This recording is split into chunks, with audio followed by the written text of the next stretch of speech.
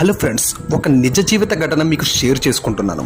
ఒక కొండ ప్రాంతంలో ఉన్న కుటుంబంలో ఒక ఇద్దరు అక్క చెల్లెలు ఉండేవాళ్ళు. వాళ్ళిద్దరిలో చిన్న అమ్మాయికి మాటలు రావు. ఆమె 10వ తరగతి వరకు చదివి తర్వాత ఇంట్లోనే ఉండేది.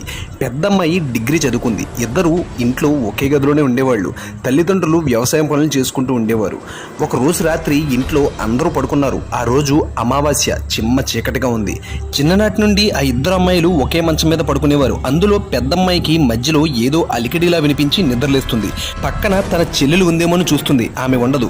ఈలోగా ఎవరో మెల్లగా గుసగుసలాడుతూ ఏదో తింటున్నట్లు ఆమెకు వినిపిస్తుంది. ఒక్కసారిగా ఉలిక్కిపడి బిగ్గరగారిచి రూమ్ నుండి బయటకు వచ్చేస్తుంది.